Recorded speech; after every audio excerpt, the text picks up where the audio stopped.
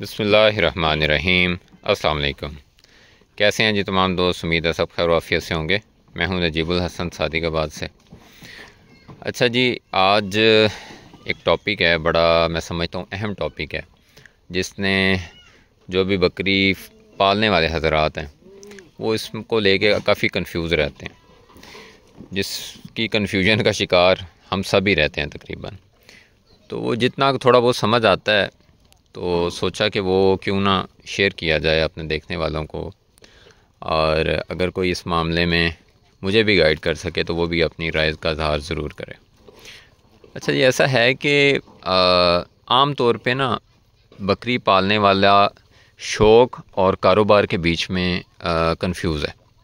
उसे समझ नहीं आती अक्सर कि उसका बकरी पालने का मकसद उसका शौक़ है, यानी शौक़ क्या होता है। मेरे नज़दीक शौक़ ये है कि आपने 2, 3, 4 ऐसे जानवर रखे हुए हैं जो बहुत आउट क्लास हैं और जो आपको बड़े पसंद हैं। जो वो कोई भी ब्रीड हो सकती है, वो कोई भी जानवर भी हो सकता है, बकरी के अलावा भी मैं बात कर रहा हूँ। और आप उससे अपना शौक़ पूरा कर रहे हो और उस पर जो भी अखराजात हो रहे हैं आप उसको बिल्कुल कैलकुलेट नहीं करते, और ना ही आपका ये मकसद होता है शौक़ में कि मैंने ये शौक़ किया हुआ है और मैं इससे पैसे कमाऊंगा, मेरा किचन चलेगा, तो इसलिए ये मेरा शौक़ है। शौक़ जो है ना वो इन चीज़ों से मैं समझता हूँ बियॉन्ड होता है, इन चीज़ों से बड़ा ऊपर होता है। और फिर दूसरी चीज़ आ जाती है कारोबार। अब अगर आपका एक चीज़ में शौक़ है, यानी आप उसमें इंटरेस्ट भी रखते हैं और उसके साथ साथ आप कारोबार भी करना चाहते हैं, तो ये सोने पे सुहागा हो जाता है। लेकिन उसके लिए फिर आपको प्रोफेशनल सोचना पड़ेगा। उसके लिए आप ये वाली सोच नहीं रख सकते हो कि ठीक है जी, मेरा जानवर ऐसा होना चाहिए कि जो देखे वो कहे वाह वाह भाई क्या बात है, कमाल हो गया जनाब, जानवर हर वक्त 4 बॉडी स्कोर पे चमक रहा है, लिशक रहा है। आप उसको पहलवान बनाने के लिए आपके अपना कुंडा हो गया। फिर आपको थोड़ा सा बजट को भी देखना पड़ता है, आपको जो अखराजात आ रहे हैं उसको कम करने की कोशिश भी करनी पड़ती है। आपका टारगेट होता है कि मैंने प्रोडक्शन ज़्यादा लेनी है। अच्छा, ये सारी चीज़ें जो आपने प्रोडक्शन लेनी है, इसके बाद अगला स्टेप आ जाता है कि उसको सेल कहाँ करना है, उससे पैसे कैसे कमाने हैं। अब यहाँ आके हम कंफ्यूज हो जाते हैं। यानी हमने शौक़ वाला जानवर रख लिया। जस्ट सपोज़ कि मैं सोचूं कि मैं इधर ले आऊँ कोई भी मशहूर ब्रीड जिसके बहुत पैसे हैं, फ़र्ज़ करें गुलाबी है, कराची में बड़ा अच्छा सेल होती है, सिंध में बड़ा अच्छा उसका है, तो मेरे इलाके में मुझे पता है कि उसका मुझे वैल्यू नहीं मिलेगी। तो अब यहाँ मैं ला के 10 लाख का भी जानवर रख लूँ और उसकी ब्रीड शुरू कर दूँ, तो मुझे यहाँ लोकल वो वाला रेट नहीं मिलना। मुझे उसके लिए फिर कराची पहुँच जाना पड़ेगा, या मुझे वही बात, मुझे क्रॉस ब्रीड पे जाना पड़ेगा। यही चीज़ इस नस्ल में भी हुई जो मैंने रखी हुई है कि इसमें ज़्यादातर शौकीन हजरात हैं। ये आपको मंडी में कहीं नज़र नहीं आएगी, सिर्फ शौकीन हजरात इस ब्रीड को रखते हैं। अब ये सामने पट जा रही है।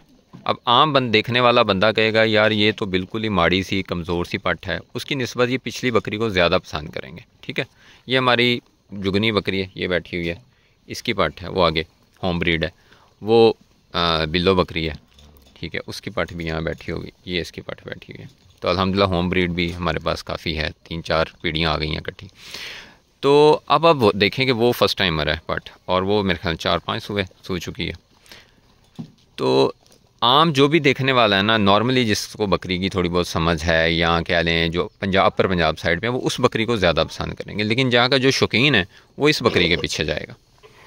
तो अब देखें कि कितना फ़र्क है, आप यहाँ कंपेयर कर लें इस चीज़ को।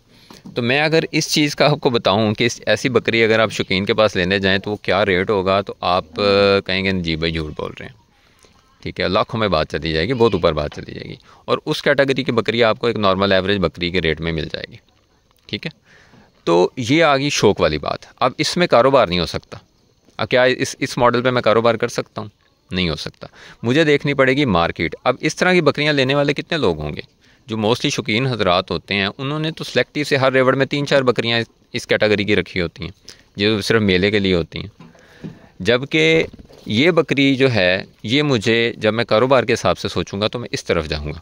मेरा मकसद होगा कि मैं मज़बूत जानवर लूँ, जिसके पास बैरल अच्छा हो, जो हड्डियों में मज़बूत हो, जिसमें इम्यूनिटी अच्छी हो, जो ऐसा जानवर मुझे आगे दे सके, ऐसे बच्चे दे सके जो आम मार्केट में मुझे अच्छे रेट पे सेल हो सके। तो ये चीज़ समझना अपने इलाके को, अपने इलाके की ब्रीड को, और उसके बाद अपने इलाके में सबसे अहम जो चीज़ है कि आपके पास मार्केट क्या चल रही है, कौन सी चीज़ जो है वो आप आसानी से बेच सकते हो, आपके अच्छे पैसों में सेल हो जाएगी, ठीक है। और सबसे अहम चीज़ जो आप ख़र्च कर रहे हो, यानी अगर आप 1 रुपया ख़र्च कर रहे हो, 1 रुपये की आप अपनी लेबर कॉस्ट कर लें, मैं एक मिसाल दे रहा हूँ, तो आपकी चीज़ जो है वो 2.5 रुपये की, 3 रुपये की बिक जाएगी एनी टाइम, तब वो कारोबार है। और अगर आपको उसके लिए कस्टमर ढूंढना पड़ेगा, या मैं यूँ कह लूँ कि कस्टमर फंसाना पड़ेगा, फिर वो कारोबार नहीं है, ठीक है। मैंने एक जानवर है, अब ये जो बकरी पीछे आ रही है पट, ये और ये दोनों एक बकरी की पट्ठे हैं, ये ज़रा गौर करिएगा, ठीक है। एक ये हमारी पट है, ये पट होगी, और दूसरी पट वो होगी। अब दोनों के स्ट्रक्चर में देखिए कितना फ़र्क है, वो बिल्कुल पतली सी लंबी सी बकरी है, ठीक है, उसके अपने पॉइंट्स हैं। और ये एक मज़बूत पट है, ये दूसरे नंबर पे खड़ी है, और ये इस बकरी की पट है, ये जुगनी बैठी हुई है, ठीक है, सबसे बड़ी हमारी पुरानी बकरी है, इसके अब तो बाल भी ज़रा झड़ गए हैं। अच्छा, तो क्या वजह बनी, अब मेरे नज़दीक वो कमर्शियल फार्मिंग के लिए एक अच्छा जानवर है, ठीक है, क्योंकि अगर मैं उसको सेल करूँगा तो वो कोई भी बंदा इसके ऊपर कोई अच्छा बकरा छोड़ के, मज़बूत बकरा छोड़ के ऐसे बच्चे ले सकता है कि जो अगर वो फैटनिंग में भी डालेगा तब भी प्रॉफिटेबल होंगे।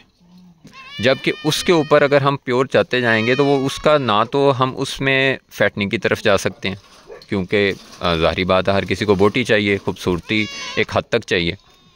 तो इसलिए मैंने इन बकरियों को भी कन्वर्ट कर दिया। मैंने इनमें से ये देखें नागरा छोड़ के ये पट्ठें ले लीं, इसी तरह हमने राजनपुरी छोड़ा, तो ये आप देख सकते हैं ये राजनपुरी क्रॉस की पट्ठें बैठी हुई हैं, वो आपको सामने नज़र। अच्छा, मज़े की आपको बात बताऊं, ये जो पट नज़र आ रही है आपको, ये वाली, ये भी उसी बकरी की है, यानी ये भी जुगनी की पट है। तो ये आपको एक ही बकरी के मैं 3 मॉडल दिखा दिए हैं। सबसे बड़ी वो मुंदरी, वो जो पट वो आगे जा रही, ठीक है, काली आपको दिखाई है। उसके बाद वो सफ़ेद वो जा रही है, ये, ठीक है, और तीसरे नंबर पे ये पट है, और चौथे नंबर पे भी इसके बच्चे हैं माशाल्लाह, 2 बच्चे इन छोटे बच्चों में। तो ये हमारे कमर्शियल फार्मिंग वाले बच्चे आ गए। उसमें से भी जो सफ़ेद वाली पट है उसमें से जो बच्चे आएंगे वो भी प्रिंट वाले आएंगे और मोटे हड पैर के आएंगे, कदरे, ठीक है। नफासत भी आ गई इसमें, आप देख सकते हैं। आम तौर पे जो अमृतसरी को समझते हैं, नागरा को समझते हैं, उनको पता है कि ये नफासत बहुत कम जानवरों में आती है, ठीक है, और इस नफासत का क्या शौक़ होता है। शौक़ भी आ गया इसमें आपका बॉडी स्कोर भी अच्छा आ गया, स्ट्रक्चर भी मज़बूत आ गया, यानी ये वो जानवर है जिसको हम कमर्शियल फार्मिंग में लेके जा सकते हैं। ये सारा क्यों किया, ये मैंने आपको अपनी सारी मिसाल इसलिए दी है कि मैंने अपने शौक़ को, जो पहले सिर्फ शौक़ की हद तक था, उसको जब कमर्शियल फार्मिंग में लेके गया तो मैंने फिर अपने वो ये सारे असूल जो हैं वो चेंज कर दी। वो जो प्योरिटी के पीछे होता है ना कि बस प्योर ही जानवर हो और ऐसा ही नाक मुँह, तो उन पॉइंटों को मैंने कंप्रोमाइज़ कर दिया। मेरा अब जो मकसद हो गया वो ये हो गया कि मैंने ऐसे जानवर इन्हीं बकरियों में, बजाय इसके कि मैं इन बकरियों को बेचता और नई बकरियाँ ऐड करता, नया रेवड़ बनाता, तो ये नस्ल की ये खूबी है, बड़ी पुरानी ब्लड लाइन है, इस नस्ल की ये खूबी है कि ये अपने जो अच्छे पॉइंट्स हैं, यानी स्ट्रक्चर सीधा होना, पच्छम अच्छी होना, नाक मुँह अच्छा होना, लंबाई अच्छी होना गर्दन की, ये चीज़ें नहीं छोड़ती, जिसकी वजह से आप देखेंगे कि राजनपुरी भी आज 75% आपको यही नज़र आता है, उसमें इसका ब्लड लाइन लाजमी शामिल है। इसी तरह से अगर आप बहावलपुर तक चले जाएंगे, इधर से चन्नीगढ़ बहावलपुर, तो इधर भी जो शौक़ किया जाता है वो भी इसी मक्खी चीना और इस नस्ल के क्रॉस में से किया जाता है। तो ये जी डिफरेंस है आपका शौक़ का और कमर्शियल फार्मिंग का। बाकी आपने अपनी मार्केट के हिसाब से खुद देखना है कि हमारी मार्केट में हम कौन सी चीज़ सेल कर सकते हैं। अगेन वही बात कि 1 रुपया आपका उसकी कॉस्ट है एनिमल की, 1 रुपया आपकी यानी वो टोटल कॉस्ट है जो आपने अखराजात हो रहे हैं बकरियों से जो बच्चे आ रहे हैं। तो दूसरी चीज़ ये है कि आपका लेबर भी निकलनी चाहिए, लेबर आपका प्रॉफिट है ना दरअसल, और ये सारी चीज़ें पूरी करके जो जानवर आपको प्रॉफिट दे के जाता है वो जानवर आपके इलाके के हिसाब से, आपके मॉडल के हिसाब से कमर्शियल फार्मिंग में सूट करता है और वो कमर्शियल फार्मिंग होगी। उसमें आपको अपने शौक़ को थोड़ा सा कंप्रोमाइज़ करना पड़ता है। वो जो एक हम हो जाते हैं ना, नहीं ऐसा है तो यही करना है। मतलब अब मुझे ज़ाती तौर पे एक काला जानवर पसंद है, ठीक है। ये पट बैठी हुई है सामने, ये गौर करिएगा। तो ये बहुत खूबसूरत जानवर है माशाल्लाह। इसी तरह ये बुलबुल बैठी हुई है, बड़ा प्यारा जानवर है। तो ये भी बड़ा माशाल्लाह बिल्लू बड़ा खूबसूरत जानवर है। लेकिन मार्केट में मुझे इसके पैसे नहीं मिलते, ठीक है। तो मैं शौक़ करूँगा, मैं 2-3 रहने दूँगा, 2-4 अपने हिसाब से मेरे पास खड़ी रहेंगी, मैं सेल भी नहीं करूँगा। कोई शौकीन सिर्फ स्पेसिफ़िकली इनका आ जाएगा तो मैं कर दूँगा, अदरवाइज़ मैं इनको रखूँगा अपने लिए। लेकिन बाकी जो जानवर हैं सारे, वो मैं इस हिसाब से रखूँगा कि मैं उन पे जो ख़र्च कर रहा हूँ, जो अपना टाइम ख़र्च कर रहा हूँ, जो उस पर पैसा ख़र्च कर रहा हूँ, वो मुझे रिटर्न में दें, ठीक है जी। तो और ये सारी चीज़ मैं देखूँगा अपनी मार्केट के हिसाब से। अब मेरी मार्केट में जो मंडी यहाँ की है, लोकल है, या इवन पूरे पंजाब की है, उसमें अगर मैं चाहूँ कि सबसे ज़्यादा नेट कैश क्या चीज़ है, ये प्रिंट बैठा हुआ है, ठीक है। यानी अबलक प्रिंट में जो जानवर होगा या वाइट प्रिंट में जो जानवर होगा, वो आसानी से सेल होता है और आपका अच्छे पैसे देके जाता है, ठीक है। मजबूती की तरफ जाऊँगा तो ये है, नागरा अमृतसरी से ज़्यादा मजबूती किस में आएगी? इसी से तो सारी ब्रीड ने ली है मजबूती।